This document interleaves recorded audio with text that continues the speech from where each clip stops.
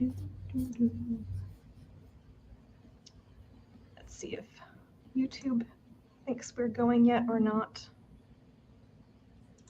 Why, yes. It says it's live on YouTube. Yay! Okay, we are actually live. We're here. Welcome to the June Stitch and Bitch live show, where we're going to be talking about what we've been up to and reading and watching while working on various crafts. We'll go around and introduce ourselves really quickly. I'll go first. I'm Rachel. This is my channel, Kalanati. I haven't been around very much because I've been busy with other things, but usually I read and talk about science fiction, fantasy, nonfiction, and stuff like that. I'm also really, really into spinning yarn right now, so that's going to be a common topic around here in the future. Next, Di? Sure. My name is Diana. My channel is Bookish Di, and I also talk about similar things to Rachel, in addition to lots of Star Wars feelings. And I am Reija from the channel The Bookfinch. I talk about fantasy, sometimes science fiction, a lot about manga and comics. And I've been on a hiatus this June because sorting out some IRL stuff. But I should probably be back in action either at the end of June and at the beginning of July. Cool. Yeah, I think there's a lot of that going around right now. Real life. Yeah. I don't know what it is. It's just like suddenly you have to do stuff like legal things and stuff, and it takes all your time, and then you're like, what, where, why? It all hits at once, yeah. I haven't been around recently because right after I posted my last video, I pretty abruptly decided to go look for houses, like to get a new house, which turned into a time suck. I'm not actually moving, but I've gone to see houses and been working on home improvement projects, and wow, that takes so much time. So usually Bree is here with us as well, but she isn't able to make it today. Also, she has real life stuff. So we are probably going to have a shorter live show today, given we are all needing to get other things done today and kind of tired. It's been a long weekend, so just so you guys know. So should we start with what we're working on? Sure. All right, who wants to go first? I can go first because it is very quick. I am not doing anything important today. I'm just drawing stuff because and trying out my new sketchbook that I got. Nice. It's from the brand Croaky. So it's actually pretty nice quality of paper. So I'm trying that out. And not doing anything else because currently I just can't stand holding anything really heavy in my hands and stuff. So I'm just sketching and doodling. All right, next, Di, you go. It's fun. Always like seeing your artwork. I am working on a new project. It is a cowl. It's very hard to see because the yarn is dark, but there's like a subtle like honeycomb pattern.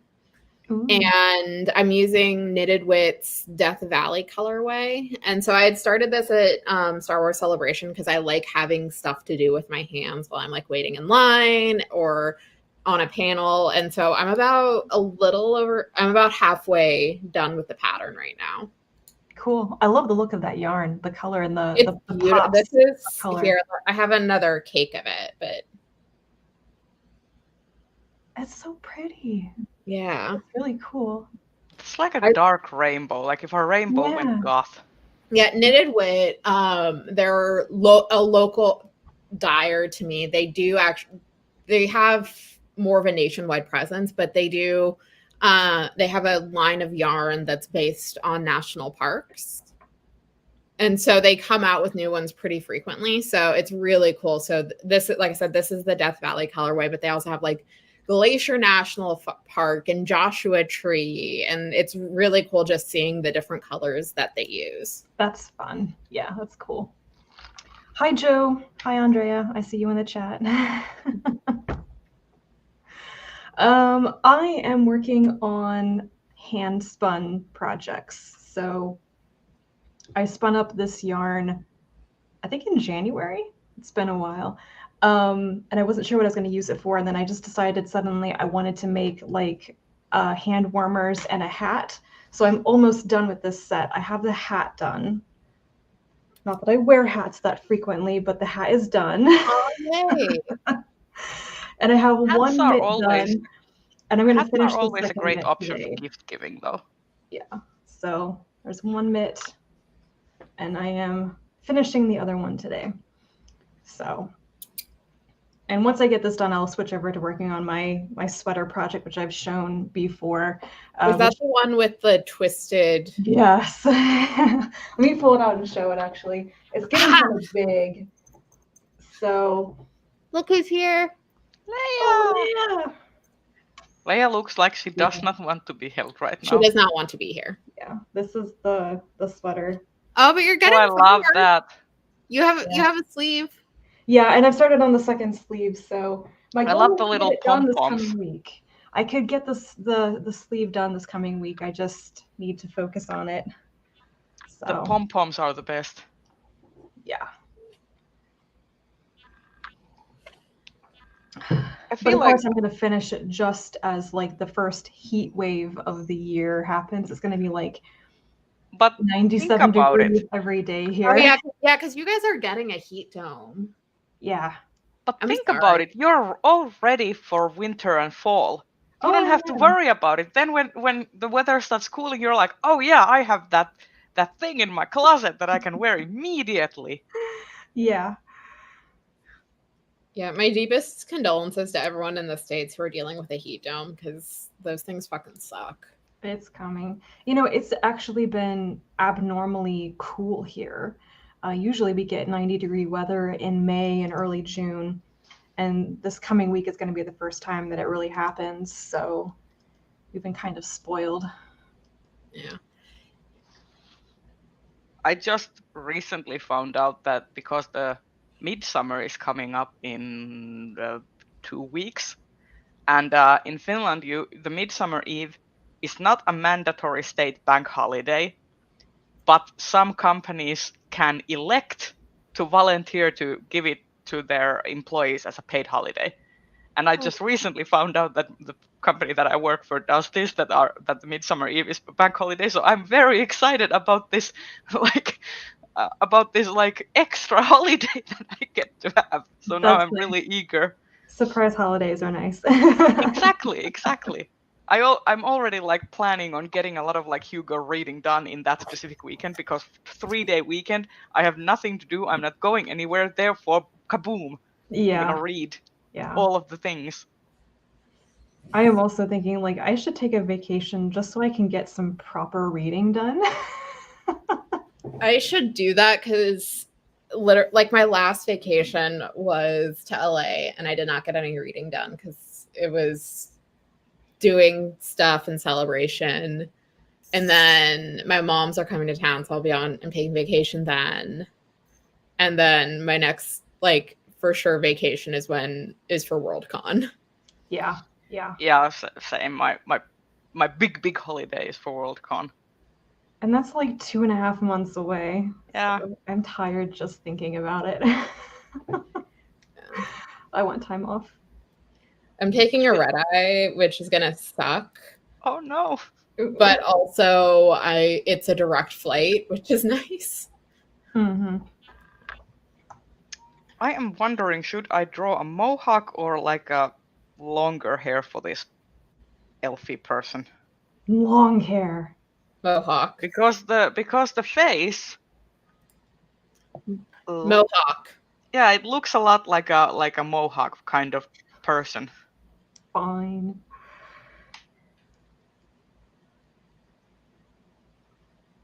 So what is everybody currently reading? I'm like in the middle of 3 different things right now. So I'm in the middle of Daughter of the Moon Goddess, which I paused because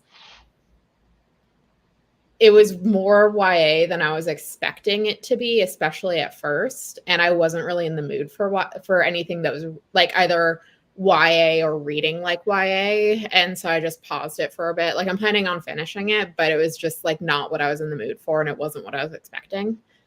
And then I'm slowly making my way through the Gates of Europe for Jess Owens' Communiread. So that's like a survey history of Ukraine. Oh. And then I just started yesterday Adriana Herrera's newest romance, A Caribbean Heiress in Paris, which I'm enjoying so far, but also like I've got like I forget that occasionally Adriana Herrera is one of those romance authors where I'm just like, I think I'm too ace for this, because she's one of those authors where like from first sight the character's like, oh, I want to bone, I want to like hook up with you, and I'm just like, I don't get that. And so like it's a marriage of convenience plot, which I tend to like those ones, but I tend to like it like as they move on they're like, oh wait, no, we actually are attractive, I don't know what to do with this wasn't supposed to happen. Yeah. I need to get back to reading romance because I know that that's like a nice happy spot. Yeah. Me So too.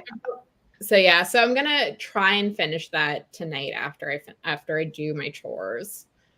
Yeah, because like I tend to enjoy Adriana Herrera's writing. It's just like I said, sometimes like she does that thing where it's like super insta lust, and that's not my favorite trope. Yeah. My reaction is usually, but you don't know anything about each other. I'm like, I don't mind insta lust as long as it is what it is, that it's insta lust, and then the actual like love progression is slow. Like, but a lot of authors tend to get those two confused, kind of. Yeah. Where they are kind of the same thing. Whereas I wish that more romance authors were actually more upfront, like, oh yeah, these people just wanted to hook up, and then they got caught up in the feels. Yeah. Like, please give me that. Also because I like messy things, I like messy relationships, so I would eat that up so bad.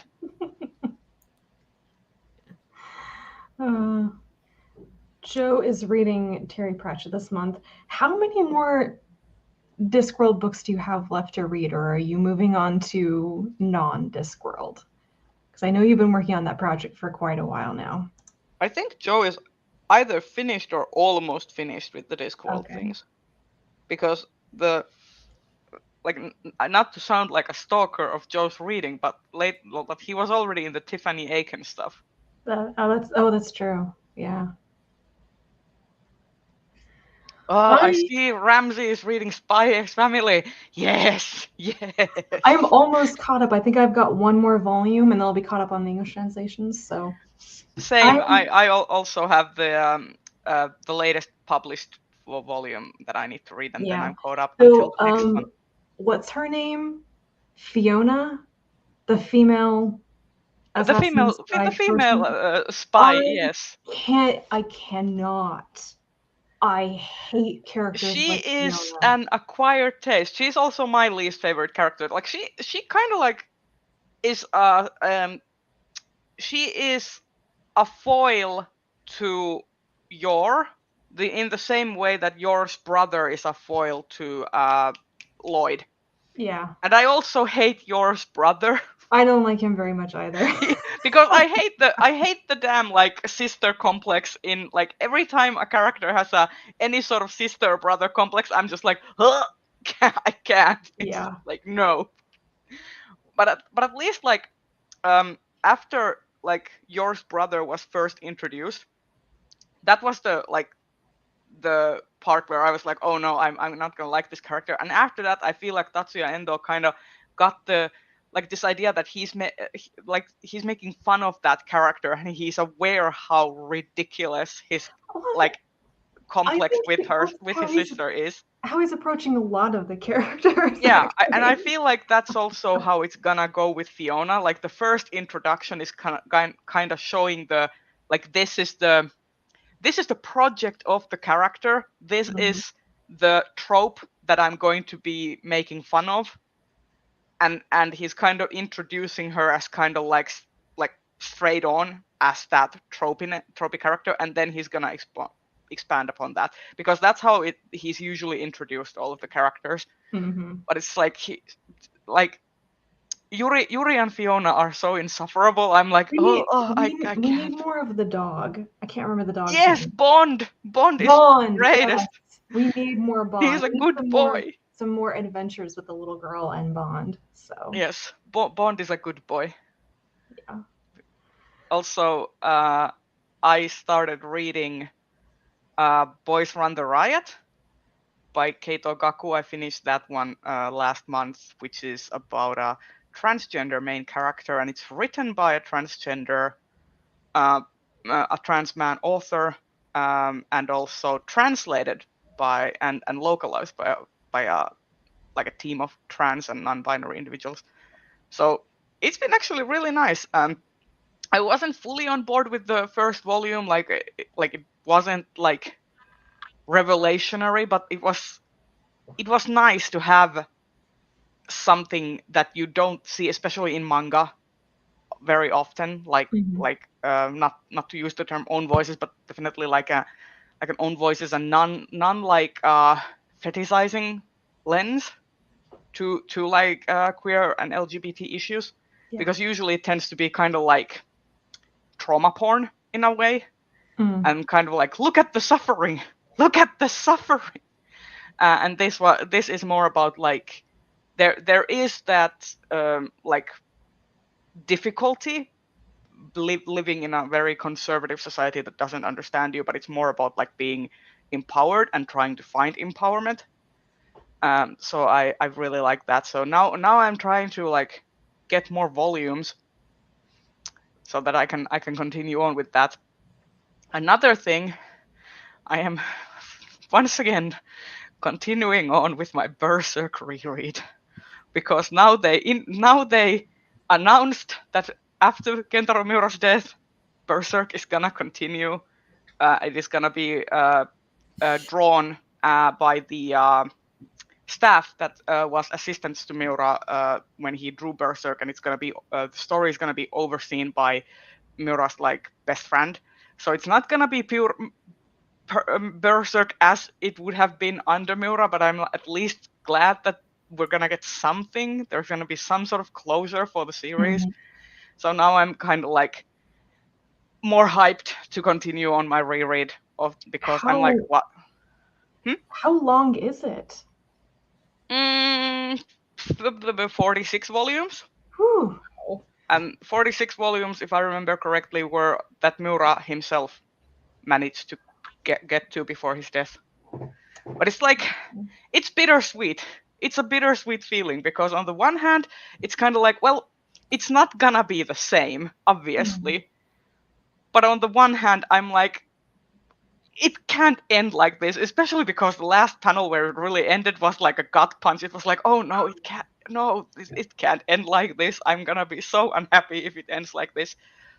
And but I'm also very happy that the publishing company that is publishing and the magazine that's publishing the series made like a clear statement that they are gonna be separating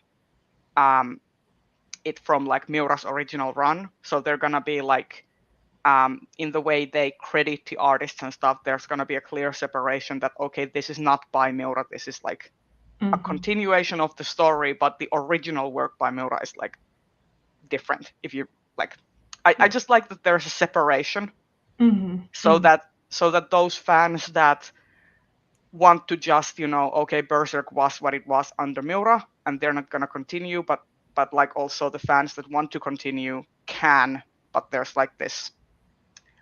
I just like the separation. Yeah, it's good. Yep. What are you reading, Rachel? I got a couple things on the go. I'm in this funk where I can start things, but I can never finish anything, which is a little bit annoying. But I am past the halfway point in The Way Spring Arrives, which I don't know. Have you finished it yet, Rhea? I have not finished it. I'm about 60 or 70% way in. Okay, so I'm probably not that far behind you then.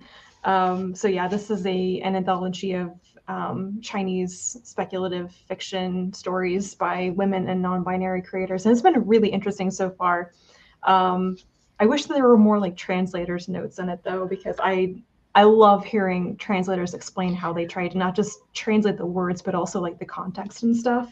Basically, Really interesting. the essay that oh my god, now I need to check it out before I. The one about the two pieces that came after Yes. it, that one.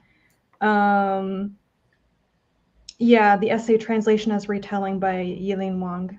Yes, exactly That that. was great. Yeah. I honestly got so much more out of those two stories because of the foreword. Oh, absolutely. I mean, you just the cultural context, so important. I'm not really a fan of having like editors or authors forewords to short stories and stuff, but translators notes, absolutely. Wish that that was more common. So yeah, I'm working on that anthology, and then I think Rhea will also like this one. Yes! Yes! What is that? Rose of Versailles by Ryoko Okay. Ikeda. Yeah. Oh my god, I love it. God, these things are chunky. But it's like that is like a precursor to so many. Ryoko Ikeda's work in general is a precursor to so many popular shoujo manga like Sailor Moon, Revolutionary Girl Utena, you name it. Like all of these like like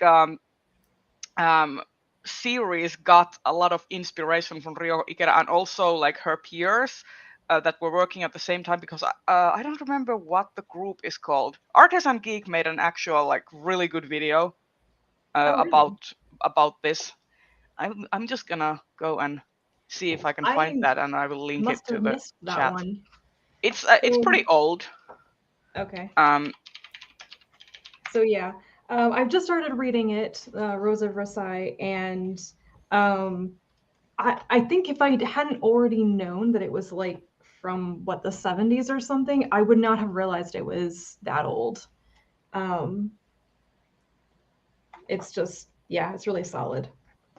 So that's fun, and I have to. It's an interlibrary loan, so I have to get this whole thing read by Friday, so I can take it back to the library.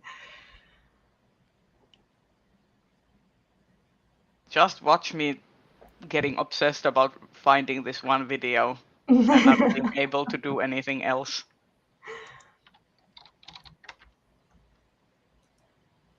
Is it something about the series or about the author? About authors.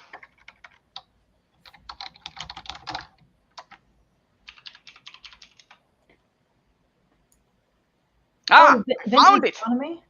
Yeah, the Vintage Anime and Manga #1, the Year 24 group, and the Female Revolution of Shoujo Manga. That is the video. I need. Apparently, I watched it. I need to rewatch it because I probably didn't realize what it was. So I will also link it to the chat if I am able.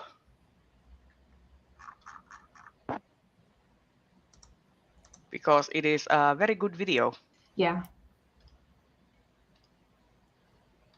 I always like Seiji's more in-depth videos. Yes. And yeah.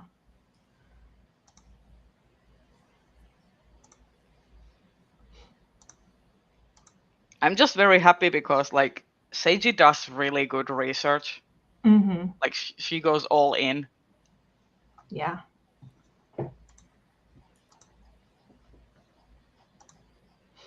Did you want me to post the link? I don't know if it'll let you. Okay, if it's not gonna let me, I'm gonna post it in the private chat, and okay. you can link it as well, because YouTube might have aided. Possibly.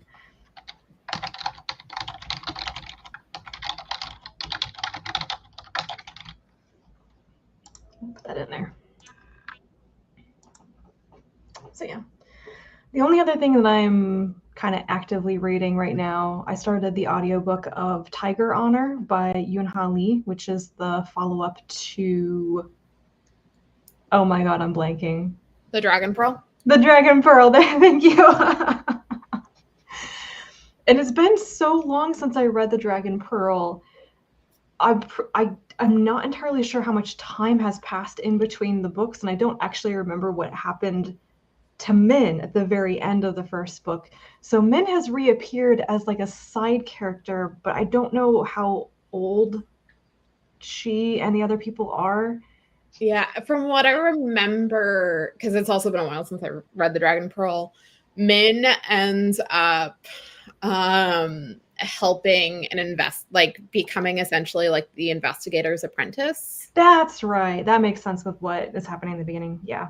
So I didn't really like Min that much. That's kind of the reason why I didn't love Dragon Pearl. I just really didn't like some of Min decisions. But I'm liking the main character of Tiger Honor a lot better, and it's a very different type of character, I think. So I'm enjoying it so far. That's good. Yeah, it's on my list of books I own that I need to read. Yeah. So I need to plan an attack for getting some stuff read over the next 6 weeks or so. I really, really want to read a bunch of new releases. And I think I'm going to end up audiobooking a lot of stuff because I'm probably going to do Tour de Fleece in July.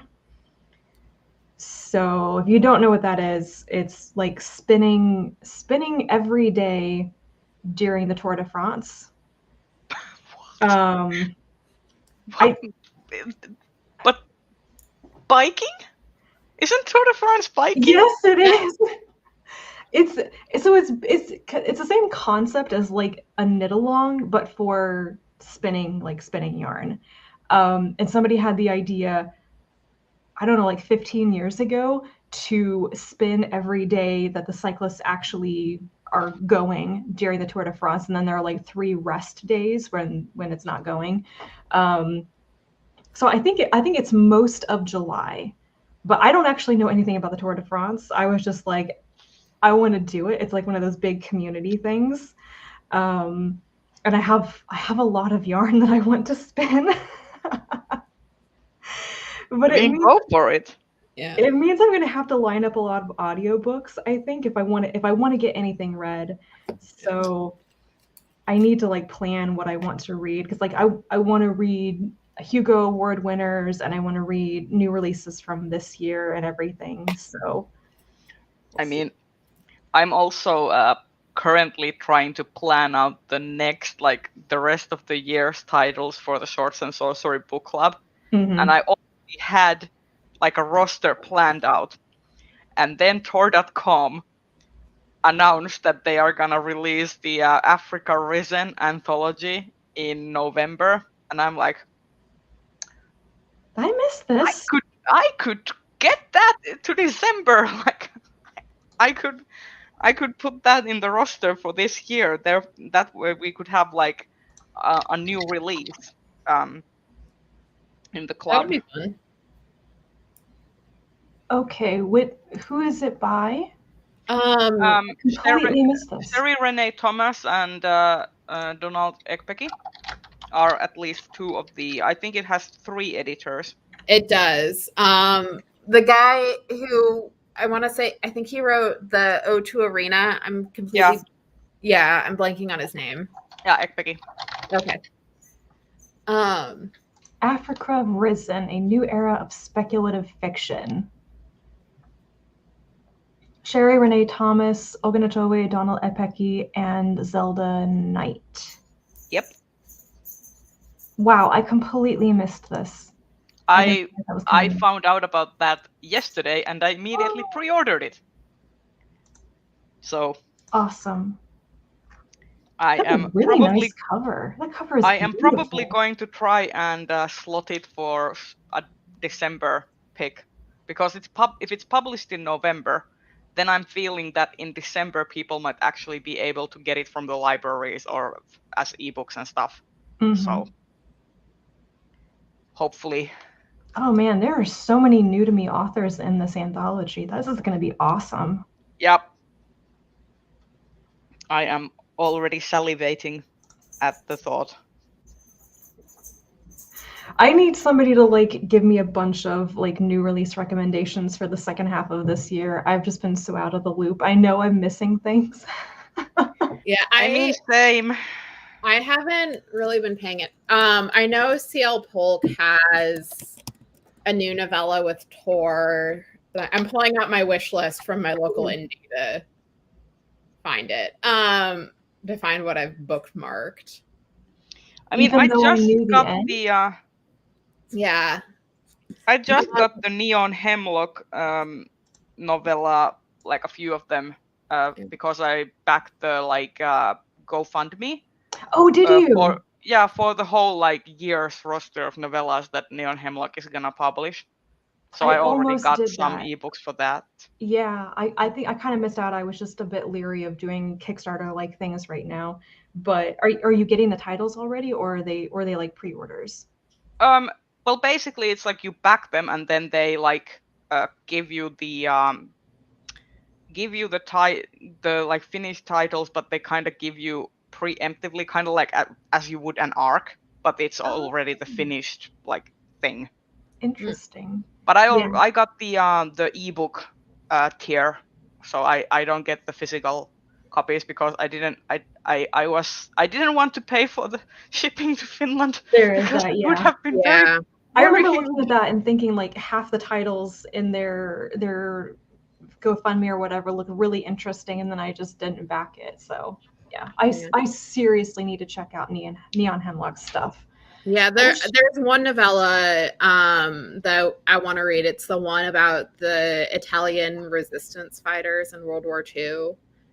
I'm blanking on the name, but it also involves like ancient Etruscan deities, which sounds cool. I would read this. nice. Okay. I will say for stuff that I'm looking forward to, so Freya Marsky has her second book out, A Restless Truth, which I'm really looking forward to because I really liked Marvelous Light. Yeah. Oh, I'm gonna read Marvelous Light soon. Yeah. Into the Riverland, so the new Nevo novella. What's the publication date on that one? October 25th. Okay, it's later. Also, just pre-ordered it the other day because finally the cover was released, and I was like, yes.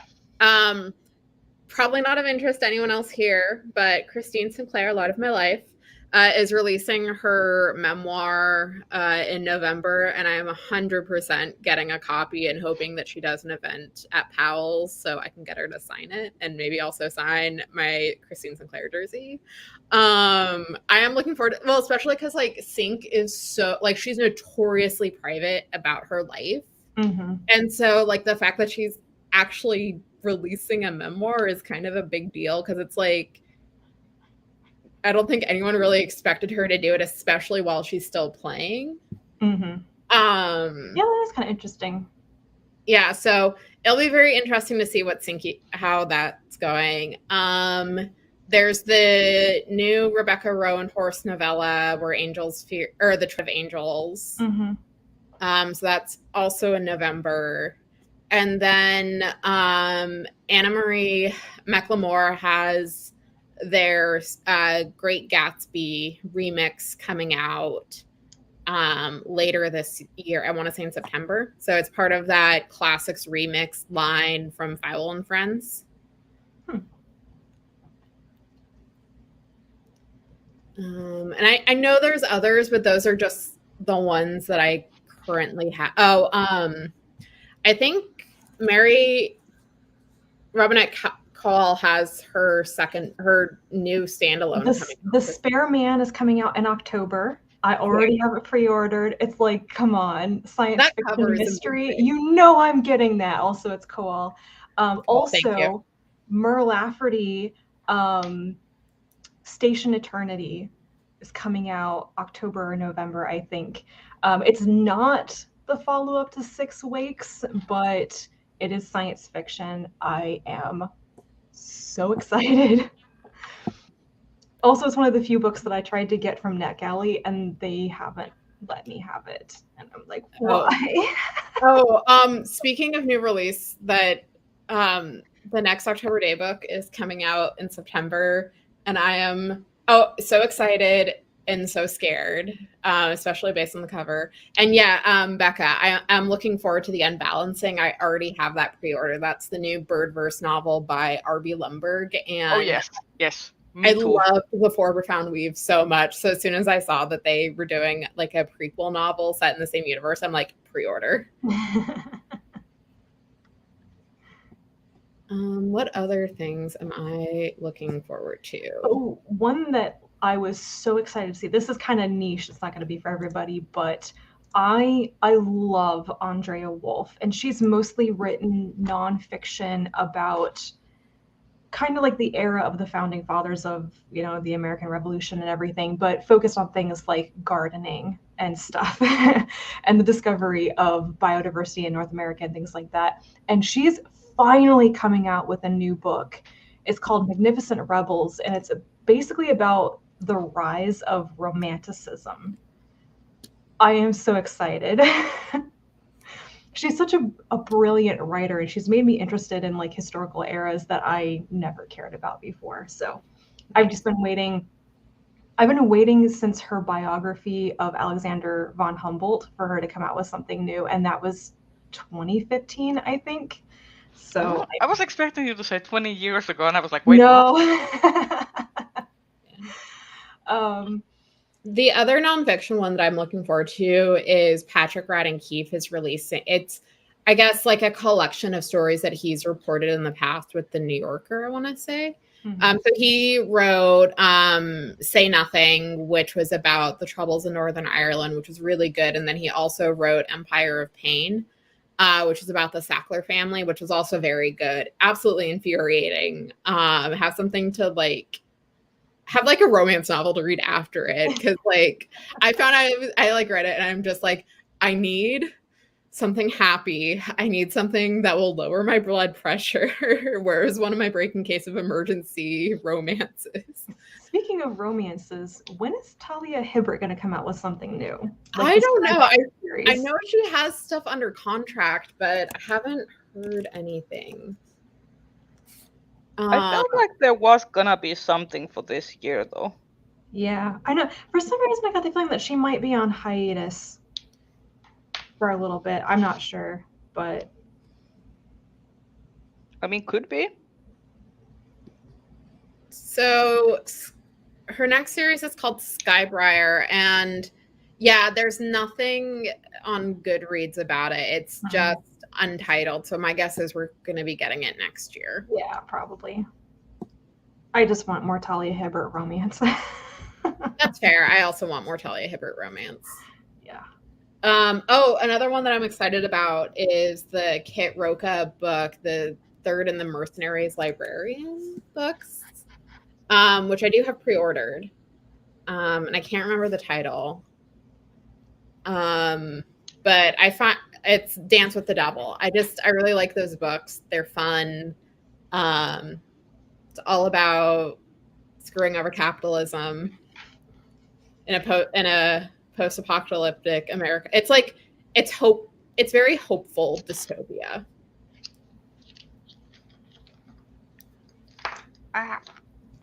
So I had the classic thing happen. Start a sketch, are super enthusiastic about it, and they can get bored halfway through, so just slap some color in and finish it. Okay, so you went for the Mohawk. I went for the Mohawk.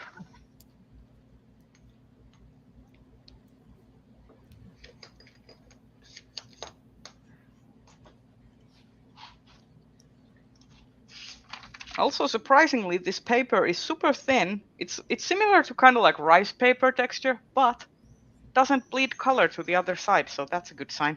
That's nice. So do we want to talk about what we're watching, or just kind of go into the Hugos since?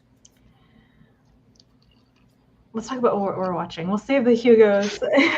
I watched the first episode of Miss Marvel. I haven't seen that yet. It comes out the same day as Obi-Wan, and I'm just like overwhelmed with feelings for that, so I like don't watch anything right after. I watched both the latest episode of Obi-Wan today, and then after I watched Miss Marvel, and I really liked Miss Marvel. It's like the edit, like, okay, so I'm gonna be controversial. I don't like Scott Pilgrim. I don't like the Scott Pilgrim movie, but the aesthetic of the Scott Pilgrim movie is really neat, and Miss Marvel kind of has the same DNA with the like aesthetic choices as the Scott Pilgrim movie, except that unlike Scott Pilgrim, the movie, to me, I actually remember stuff from Miss Marvel after watching it. Whereas with Scott Pilgrim, after a few hours, you couldn't have told me what the narrative of that movie was, because it just was so bleh to me. So yeah. The only thing I like about Scott Pilgrim is the metric song Black Sheep, also sung by Brie Larson in the movie. That's the only thing I really like about that movie. The only thing that I remember from that movie is Chris Evans, and even only that because people point to it with GIFs of like movies where Chris Evans has appeared. What? He was one of the evil exes. Yeah, he was one of the ex-boyfriends. Okay. Oh yeah, Ramsey. That is one. Oh, I do not remember this. What the hell? Just okay. Anyway, Literally, like Ms. Marvel is good. Ms. Marvel is good. I was skeptical when I watched the trailer. I think it was nice. It has heart. It is very much like I feel like it knows its audience, and its audience, like the demographic that it's going for, isn't necessarily like creepy adults watching children's media. Like it's actually like geared towards young adults. Mm-hmm. That's nice. Yeah, I do want to watch it. It's just I only like really have the mental capacity at this point for like a couple of ongoing shows at a time, and right now it's Obi-Wan and Star Trek Strange New Worlds. I'm still kind of in this post Our Flag Means Death haze. Like I can only watch one thing at a time, and if you've seen the show, you probably know what I'm talking about, but like I watched the first season and then my brain has just been like, let's go look at Twitter fan art and listen to The Chain by Fleetwood Mac on repeat. Yes. I mean, my brain has been like, okay, so here's the thing. I want to like chain up like my subscription so that once one series ends, I will cancel that subscription and then I can do HBO Max again. Because currently I'm like, I need to finish Obi-Wan and Ms. Marvel so that I can cancel my Disney Plus so that I can do like something else. And then also RuPaul's Drag Race All-Stars All-Winner season is going on right now. So I need to finish that so I can cancel my subscription to WoW Presents Plus. That like is the content for all things RuPaul, I guess. Because I don't want to pay like 50 euros a month for all of the subscription services ever. Oh yeah, that's fair. I do the millennial thing where I subscribe to like 2 things and then my family subscribes to everything else and I just use their logins. I mean, I do that with Netflix. Like we have a shared subscription for Netflix. Ramsey, you absolutely need to watch Our Flag Means Death. It is so good and so much fun. And the fanfic out there for it, the fanfic and the fan art is fantastic. I read this great like postseason 1 fic, and I knew it was going to be good when the person writing it put in the tags, the real OTP is Frenchie/con artistry. And I'm like, you understand. Also, they just announced that second season is coming. Yes, they did. I'm so excited. Like everyone I knew was like, Happy Pride. Yep. Yeah. Our Flag Means Death is only the second fandom ever that as soon as I got done like watching or reading it, I went straight to AO3 to get fanfic. It's only the second time. The first one was Murderbot.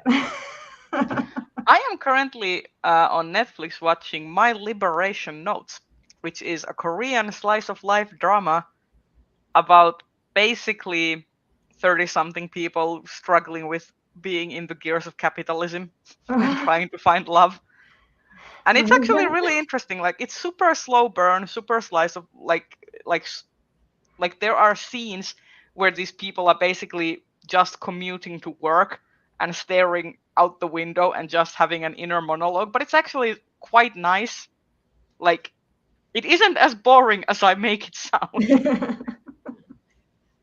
I've also been watching ESPN, like random episodes of ESPN's 30 for 30, just because like when I got back from Celebration, that was like sports documentaries were the only thing my brain could process. So I watched the two-parter that they did on Lance Armstrong, which was very interesting, mostly because there was I like have this distinct memory of this girl in one of my high school math classes who had like her binder covers were like different men that she found attractive, and she had very questionable taste looking back on it, because she had one for Lance Armstrong, she had one for that creepy quarterback from the Steelers, Ben what's his face, and I'm just like looking back, I'm like, Sarah, I really hope your taste in men got better than it was in high school. But yeah, it was very interesting because like I remember and it also kind of ties into the whole Tour de Fleece, Tour de France thing, because like there was a time where I like distinctly remember like in July Lance Armstrong would be everywhere, and then the story like broke that it's like, oh no, he was doping the entire time. I've heard almost nothing about Lance Armstrong since that. He like I guess still does speaking engagements, but he had to like move out of Texas because he had to sell his house to deal with legal fees and shit. Whoa. Okay, that's random. I don't know. It was very interesting reading it, and then I know there's some like nonfiction books about it, which I do want to read at some point, just because I like sports corruption stuff.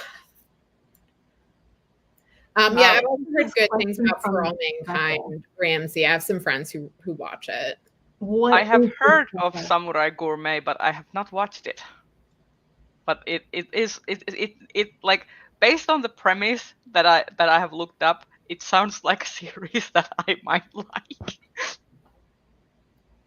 Because I've also like there was this anime series that's basically a restaurant at the restaurant in another world, where basically a Japanese restaurant appears in this fantasy realm, and all these fantasy creatures come in, and the chef makes them like Japanese style like cuisine, and basically solves all their problems and troubles. And there's like elves and like dragons and stuff that come to eat at this restaurant, and it's super like schlocky and like not very well produced, but I just like that. I just like that series. Then there's also another, like, it's not necessarily like slice of life, but it's has a similar premise that I also have been watching and want to watch, which is the Mystic Pop-Up Bar, which is a Korean fantasy, like urban fantasy drama about this kind of like this bar that pops up in like various areas of Korea, and the people who work there vanquish ghosts and demons. That sounds fun. Yeah, it's kind of like a action comedy. Would recommend. I have also started watching Station 11, the miniseries adaptation on HBO. So I'm about halfway through it. I don't know if anybody else has seen this, but my impression of it is that it's very good, but it would make no sense if you hadn't read the book before. Just because the way that it jumps around in time, the way it kind of withholds some information, it doesn't explain a lot of connections immediately. It's like I kind of roughly remember who characters are and why they might be important, but I would be so lost if I hadn't read the book. But it's been very interesting. A new season of Westworld is also coming, and I am not terribly excited. Like, Westworld is one of those series that had a really nice start, and then it kind of just like squandered at least my audience goodwill by like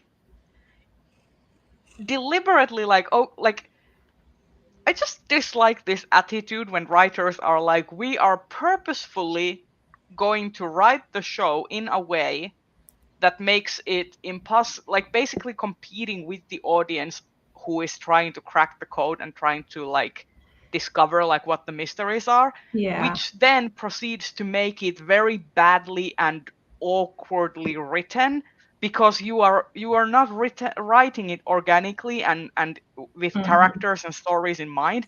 You are writing it to one up the audience, and that is just like That's not fun. That's just like, why are you being competitive with your audience? Tell them. I don't like that. Leia! I'm using a hair tie as my round marker, and she's trying to steal it. She's determined to have some crime today. Yeah, Ramsey, you are very right. Except less sexist, slightly, than Stephen Moffat's Sherlock. Oh my god, speaking of Stephen Moffat, still makes me mad. The reviews for The Time Traveler's Wife, the HBO adaptation, are hilarious. There was one, I want to say in Vulture, where the review author was pointing out the similarities from Time Traveler's Wife to the Amy Pond 11th Doctor setup. I'll find the review. The review is so funny. Like, apparently the series is very bad, but the reviews were great. Like, at least something good came out of it then. I mean, I've also, just like Ramsey, I have been watching the new Stranger Things. The first half of the 4th season got released, and it's better than the 3rd season. I didn't make it all the way through the 3rd season. I think I watched like 2 or 3 episodes. I think this is better than the 3rd season, but it's also like the 1st season is still like the best. Mm-hmm. Yeah. Like clearly, I think this might also be slightly better than the 2nd season, actually. Because it's like tying like different things from the previous season together, so it kind of like feel like whereas the 2nd and 3rd season kind of felt like a little like tacked on top of the 1st season, like they weren't necessarily always like logically following the like story beats and storylines, and this is like bringing them nicely together. Like, there's still some things that I like. I'm just saying, I'm okay. A disclaimer: I am not a Mormon, and I have not grown up in Utah, obviously, but I do know something about being raised in a very conservative and religious environment. And let's just say that Stranger Things has a very progressive view of what Mormons in the 80s, how their familial dynamics would have looked like. I'm just saying, I doubt the familial dynamics would have. Stranger Things. I've only seen the 1st season. Who's Mormon? There is a Mormon love interest to Dustin introduced in the 3rd season, and she plays a more prominent role in the 4th season, and her more like immediate family is introduced. And let's say that they are very. The red-haired girl. No. Oh. The hacker. Okay, I missed that. The hacker he met at some sort of like camp. Oh. Yeah. Okay. Let's just say that the hacking in the family is there's also like one of the Mormon kids is like apparently a John Waters aficionado and makes homemade films, and I'm like, John Waters in a Mormon like I have doubts. I could potentially see it in like now, especially if it's like the family's more liberal Mormon. However, in the 80s, I cannot. Yep, no. And especially how their whole like how the father of the family is portrayed. Nope, I doubt that they're going for the progressive type of Mormons. Yeah.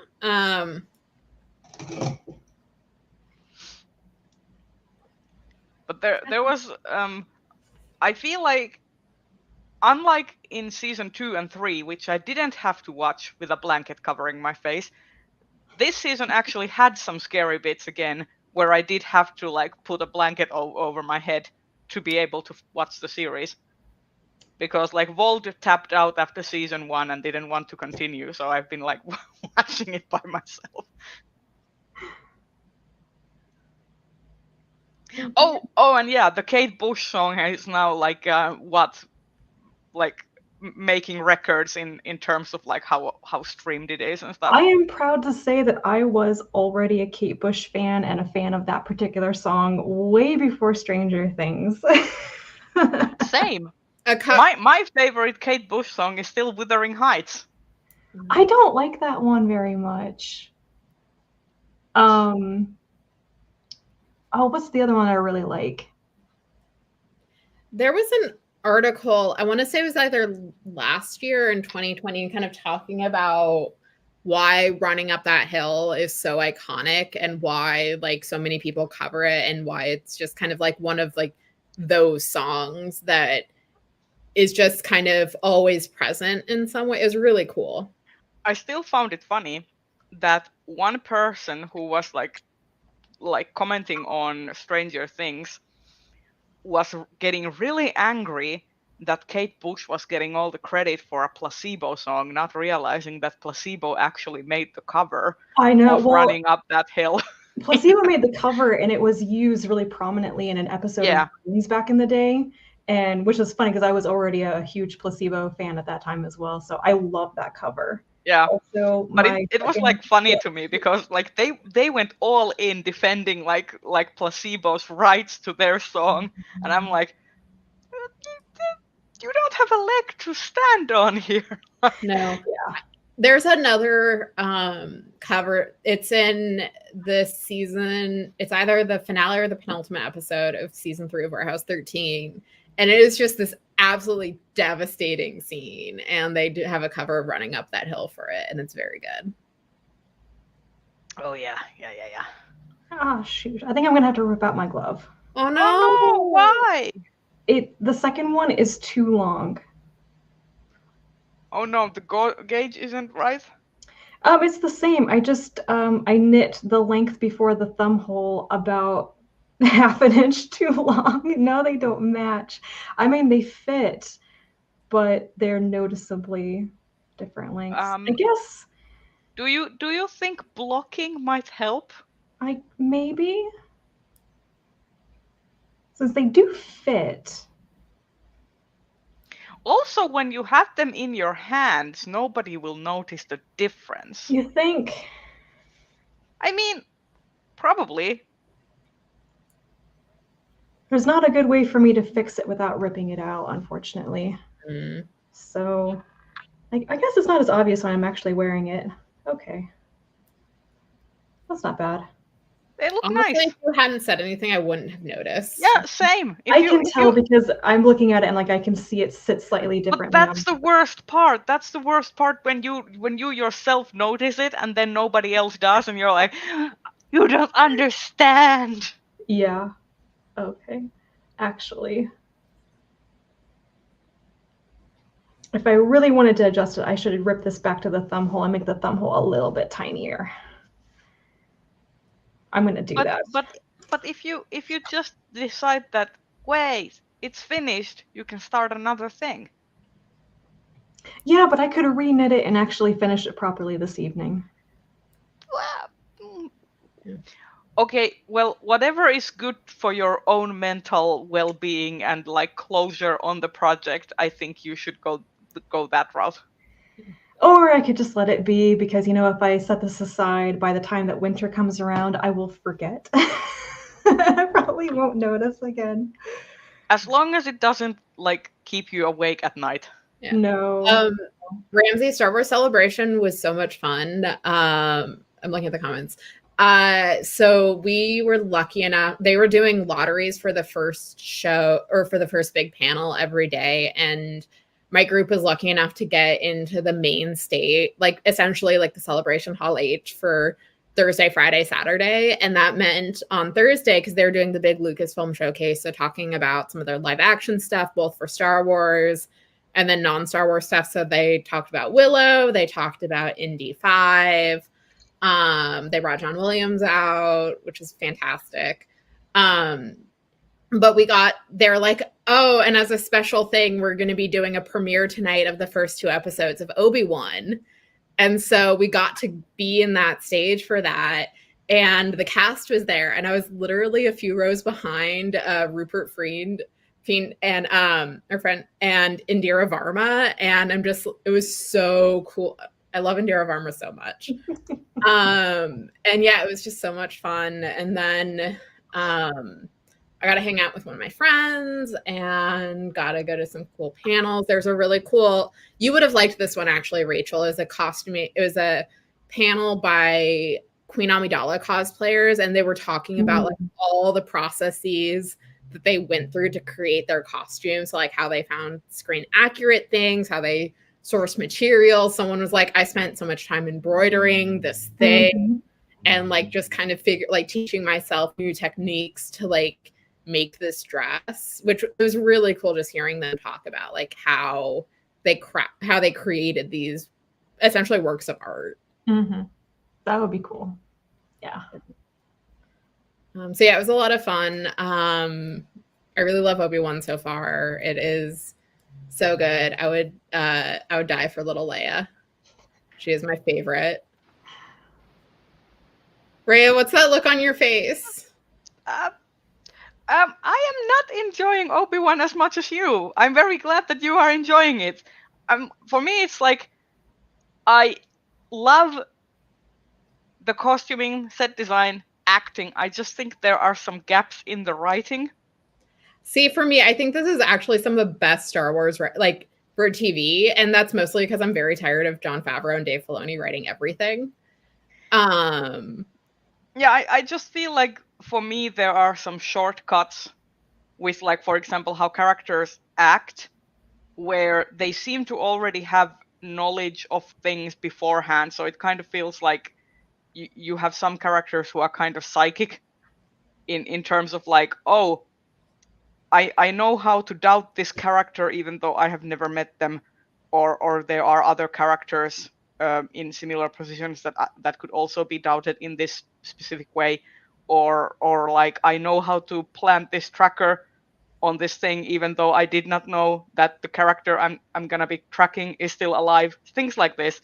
It kind of like feels like the writers want to push the characters to be in specific scenes and be in specific story beats without actually like working out how that would logically occur with how they were written in the first place. So they have this idea where they need these characters to be, and then it kind of like just I just have thoughts. I do like the like hot-headed Darth Vader though.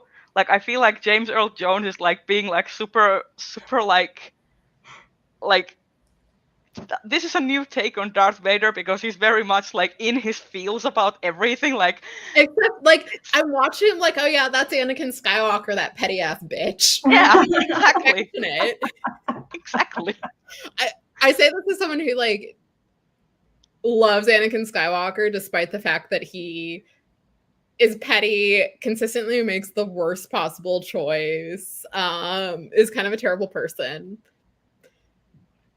I mean, he's awful, and that's what also makes him interesting, because you also see his good. You see the moments where he's also being good. Yeah, so and it kind of makes an interesting dynamic with him. I think for me, that's why Anakin / Darth Vader works in a way that Kylo doesn't for me. And I think the other reason that Kylo doesn't for me is I know someone who I went to high school with someone who came from like a very liberal family, but got anti-abortion radicalized. And he was the one who did those Planned Parenthood videos like 8 years ago. And so like seeing Kylo, I'm just like, oh, you're David Daleiden. I cannot like I cannot do this. But I also feel like with Kylo, it's like they like I get what they were trying to go with. Like you have this character who kind of like grows up in a certain like familial dynamic, and they wanted to go for that radicalized individual, like passionately kind of trying to like idolizing like the past and like this supremacist leadership like that. However, this is why I like particularly hate The Last Jedi, because I feel like it undid a lot of what TFA was trying to do with radicalization and like people idolizing past fascist movements. Because like you have the woobification of Kylo, where it's not Yes. like, oh, he was seduced by Snoke, but it's like, oh no, it's really his uncle's fault. And then you also have Hux going from in TFA, where he is like, honestly, this terrifying zealot. Yeah, he goes to being like complete comic relief, and it's Yeah, like, and so this like is not, no. yeah, and then I have a lot of complaints about The Last Jedi, but how Rian Johnson tries to make you feel sorry for like undoes a lot of the thematic stuff about radicalization is a big part of that. Yeah, but also like the Rise of Skywalker completely like continues on that trend in terms of like what they do with Hux and Kylo specifically. It's like it icks me and yucks me in so many ways. Well, it's interesting that with Hux especially is they kill him off and replace him with someone who is also a terrifying zealot. Because I think, and like I do have complaints about the Rise of Skywalker, but I think part of that was like you had so many people kind of being like, oh, The Last Jedi was so great. Like, it's so great what they did with Kylo. And it's like, well, we might as well just lean into the fact that Rian Johnson woobified Kylo and like set everything up for him to have a redemption arc and just lean into Hux being comic relief. But we do need a First Order antagonist. So let's just kill him off. I will say, I despise The Last Jedi in so many ways, but the one thing I did like about The Last Jedi was how it handled Rey and this idea of Rey being someone who is literally no one, especially considering that the way Luke and Leia in the original trilogy were like basically being portrayed as some people who come from like legacy. So it's like interesting, like you have this person who is like who could be anyone, like any like you like someone who is born from nothing can rise up to do great things, and then they kind of like dismantle that. I think Rey was always supposed to be a Skywalker. Like, I don't think you cast someone who looks so much like not just Carrie Fisher when she was younger, but also Natalie Portman. I don't think you cast someone who looks so similar without it being a reason. The other thing in regards to Rey is I think she was sidelined in what should have been her own movie because Rian Johnson only really cares about white dudes. Yeah, and I agree. Ramsey Finn was robbed, and I will never forgive Rian Johnson for fucking over his plot line. Oh yeah, I would also say that Finn and Poe were both robbed in the third movie, but Finn especially. I mean, I felt like after The Force Awakens, Finn was on the trajectory to kind of like also become a Jedi. Finn should have been Leia's apprentice. Like, that should have been the plot line, is Finn learning the Force from Leia. Because I think the way potentially he sees and uses the Force is a similar way to how Leia sees and uses the Force. And I think that could have been a really interesting plot line. But yeah, I'm like, I like to think that TFA doesn't have any sequels because it set things up and then yeah. So yeah, I think that's part of why. Yeah, and in terms of what you're saying about OG Star Wars, so I think part of the other thing that worked with when George Lucas was at the helm was he did have like this kind of vision for how he saw the series. Like, things changed and things were decided kind of on the fly, but he very much had like this idea of what it was. And you can particularly see it in the prequels. Like, yeah, he should have probably had someone else write and direct because he's very good at like the visionary stuff, but his writing and directing aren't always that great. But like, he had like a plot line, like, this is how you go from a republic to an empire. This is how you go from this kid who is so hopeful and has a lot of potential goes from that to being one of the galaxy's greatest monsters. And it's not like him being badass, it's a tragedy. Yeah, I will say that if you just look at the core plot elements of the prequel trilogy, there is something really special there.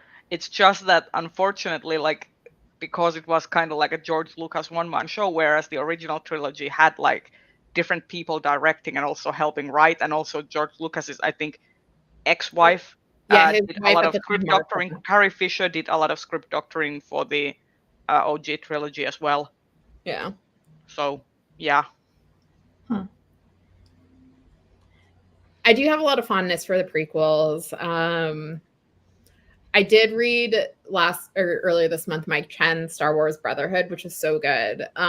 It's basically, it takes place relatively soon after Attack of the Clones, and it's essentially Obi-Wan and Anakin's first like mission where they're no longer like student and teacher, but they're more equals.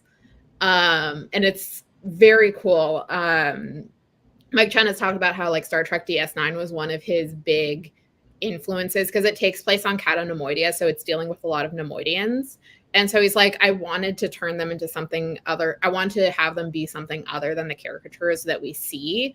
And so he spent a lot of time like developing the culture and like your everyday Nemoidian. And yeah, it's very good. If anyone is thinking about picking up a Star Wars novel, I would really recommend that one. Cool. Do we want to talk about our Hugo reading before we wrap up? Yeah. Sure. Yes. My Hugo reading has gone pretty much nowhere except for a couple of novellas, but I've been told that the Hugo voter packet is out, and I apparently missed downloading that, so... I downloaded the things from the Hugo packet that I want to read. So basically, I want to prioritize the novel category, obviously, because I have actually already read things from the novel category, so it isn't as daunting as I was as I originally feared. So that's nice, and I also want to tackle the Lodestar, and short stories and novellas. Maybe novelettes if I have the time, but at least the short stories and the novellas. Yeah, I'm going to prioritize novels, Lodestar, and novellas, and I think that will kind of lead into doing some of the best series because I have to catch up on the Wayward Children novellas anyway, so I might as well just reread the entire series. Yeah, I did catch up with Wayward Children, and I have to say, like, so Across the Green Grass Fields is one of the novella nominees. That's the one I had to read, and is it just me, or is the series kind of underwhelming at this point? I read that and was like, why is this even a nominee? I don't know. I think there are some things that get nominated where it's in, like with fan cast, it's name recognition. Oh yeah, well I think that's true in a lot of categories. Yeah. See Naomi Novik getting nominated for a Lodestar with the adult book that she wrote. I am sorry, I am not going to read The Last Graduate, that one considering that I DNF'd the what's its name, the first one, so hard that like, yeah, nope. I'm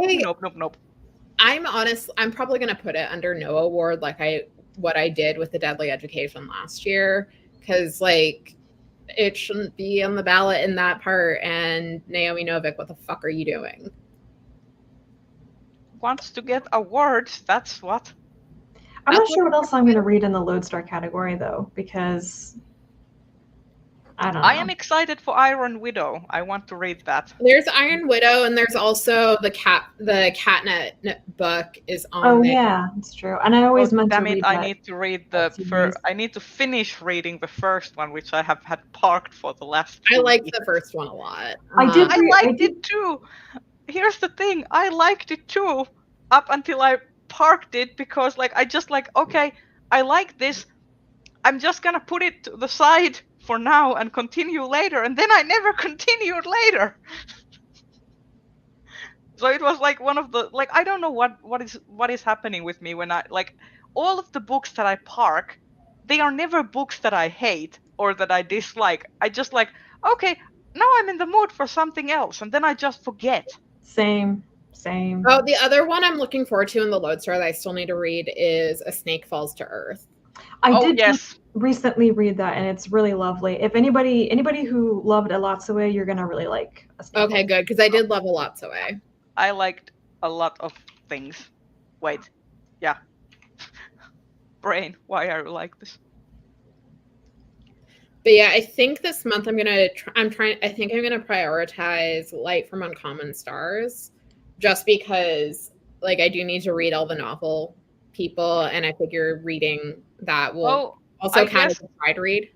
I guess I'm also going to try and read the best graphic story. Oh yeah. I guess. I need to read Far Sector if nothing else. I read Far Sector and Lore Olympus. I'm honestly not going to be focusing on best graphic story because I hated the first volume of Die so much. I don't. Yeah, I'm thinking that honestly, I've read the first like 2 volumes of Die, and I'm like, do I want? Because Kieran Gillen is like a hit and miss writer for me. Yeah. Like I feel like that is known at this stage how much me and Kieran Gillen are at odds. Yeah. Well, and so for me, part of the reason I really dislike Die is that it does the thing that I hate, which is let's take our the Saturday morning cartoons that we grew up with and just make it really dark and gritty. We don't need that stuff to be dark. Well, and it's like I look at Die, and then something like Sean McGuire has talked about. It's like you can make children's cartoons as dark as you want, just cover it in glitter. I mean, Sailor Moon first season, everybody freaking died. Yeah. Like, if you want to talk about like our Saturday morning cartoons being dark, like I am still somewhat traumatized about that reveal about like when the silver crystal's revealed and Tuxedo Mask is like killed and kidnapped. Yep. Also, also in like Naruto, there is this whole like villain basically being looking for eternal youth by grooming adolescent good-looking boys. Ugh. In order to like get them to trust him and then steal their bodies and like genetic abilities in order to like become a more powerful and beautiful ninja himself. So until the end of the series where they totally like socially like redeem him, and now he's apparently like in the sequel series he's apparently a good dad. Oh my god. Which is like no. Wait, no, is this no. Artist dad? What? Who's this? Orochimaru. Okay. In Naruto. Basically, Orochimaru is completely redeemed despite being a complete genocidal nutjob. And in the sequel series, he's like just some random guy who totally used to genocide our village, but is now living in the outskirts of town, raising a possibly genetically modified child. Yeah. I have a good Totally question. normal. Can manga or translated work be nominated for Hugos? Yes, in the first year of its English translation. Absolutely. Yes, I have tried. Ray will tell you all about trying to get manga actually in the graphic. I try every year. Every year my hopes are dashed and I try again. Yep. I can also nominate Witch Hat Atelier next year as well, because this year there's gonna be the 8th volume is gonna be or like ninth volume. Ninth volume is coming out this month, I think. I'm excited. My library is actually buying the series now, so I'm like, yay! I can also nominate Delicious in Dungeon because the latest volume came out this year as well. So I have two things I can nominate. I think for next year's Hugo, we need a game plan. I'm not saying we do a slate because slates are bad, but what I'm saying is pick 1 to 2 manga, look at how what the nominating threshold is for best graphic story, and then rope in that many people. I mean, there's so many good stories in manga. We always do the shortlist reaction live show, but I think it might be fun to do one of our live shows where we actually talk about what we're going to nominate and our recommendations. I know people really like the nomination and recommendation type videos, and Yeah, I think that would be a really interesting conversation to have before reacting to the actual nominees. Yeah, so Yeah. maybe like next like January or February, like before it's due, we just kind of, again, not a slate. We're not doing a slate, just covering our asses. But maybe like each of us come with like 5 to 10 things that we're either thinking of nominating or would love to see nominated. Yeah. I will say, Becca, that Spy Family, I doubt would qualify necessarily as, because it doesn't have like, it has some like speculative things, but it's more like riffing on noir tropes rather than trying to be more like science fiction. Well, to be fair, Anya is telepathic. So, it's telepathic. It's I would say it falls under skirting the lines. Sci-fi. I mean, it's just as sci-fi as some like Marvel superhero comic stuff that's been nominated. Well, true. And you could also kind of read it almost like alternate history or inspired by real history stuff too. And alt history is always counted in sci-fi. So, but yeah. Also, if we like scheduled a nominations discussion, I have more motivation to actually read stuff from this year in time. Yes. Also, to Alistair's comment, I think it's like not really the same, because it's not about having an actual like voting slot where you try to like convince people to vote for certain things, rather than making people aware that some things are eligible to be voted on and let them make their own decisions. Yeah. Instead of like actually convincing people that these are specifically the things that you should nominate and vote for. Here's what's eligible. Here's what you might have overlooked. Yeah. Because for example, I think that not a lot of people realize that translated works and manga are eligible. Like even in the novel category, people may not realize that translated works are eligible as well. Yeah.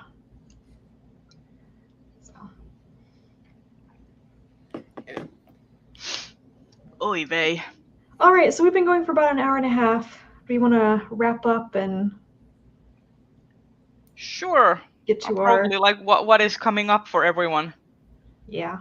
I have a wrap-up live stream next Saturday, and that's the extent of my plans. I need to film my May wrap-up still, and I have some other videos that are filmed but not edited, and I don't know when those are going up, but hopefully in the next couple of weeks. I mean, I still have also the R Fantasy Reddit bingo TBR that I, on a whim, decided I was gonna do. It's been filmed and everything, and I haven't had the energy to actually sit down and edit it. So, maybe it will come at some point. Maybe not. I don't know. Yeah. But it's on the works.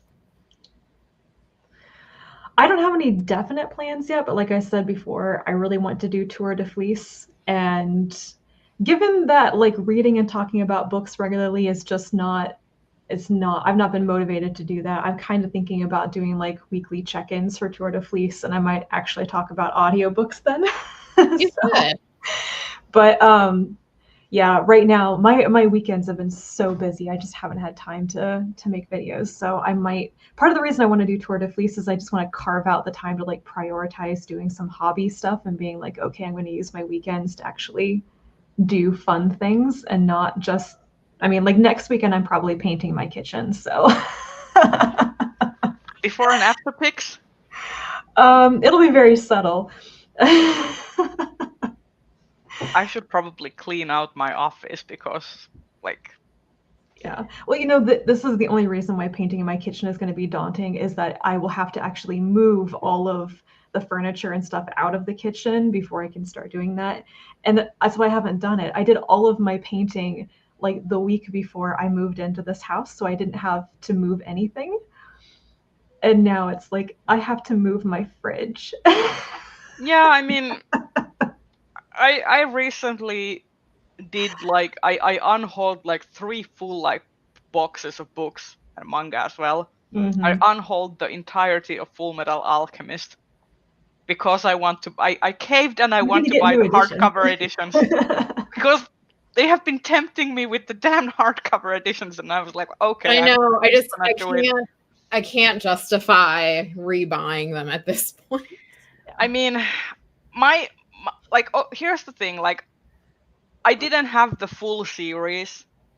I have read the full series many times, but I didn't own the full series. So I was like, okay, might as well unhaul them now and buy the whole, especially now that the final edition in the hardcover editions is coming out like end of this year.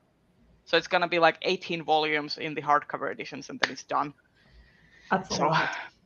well, it's but they're gorgeous editions with They foiling. They need to do that with Fruits Basket. I know that there's like new omnibus editions of Fruits Basket coming out, but I've heard the artwork in them is not good. Yeah, they're basically like reprints of the original ones where they have tried to scale up the original Which is like art, terrible. which I don't kind of get like it. makes it look like a pixelated mess. Yeah. So I'm sticking I with mean, my original Tokyo Pop translations. I also did the thing where I now have a separate wish list for both the Full Metal Alchemist editions and the Berserk like omnibus like the faux leather editions, and I have specific months where I have jotted down a budget when I will be able to buy those editions because they're very expensive. So I need to like pre-plan which months I'm gonna buy them. Yep. All right, I think that is it for us. So, want to maybe we'll close out by telling everybody where they can find us again, and who starts? I feel weird saying this every time because it's like y'all already know who we are, but yeah, you can find me here on my channel. If I do make video updates during July, it'll be here, and I'm also on Twitter and Instagram as Kalinati. You can find me most places at Bookish Die, and yeah. And you can find me at Twitter and YouTube at the Bookfinch, and on Instagram at Finchkin, with random levels of activity. And also next month, I think we're gonna be on my channel. Yes, I believe we will. Yep. So thank you everybody for joining us. It was a great way to spend part of our Sunday, and we will be back next month for even more. So, all right. Bye, everyone. Bye-bye.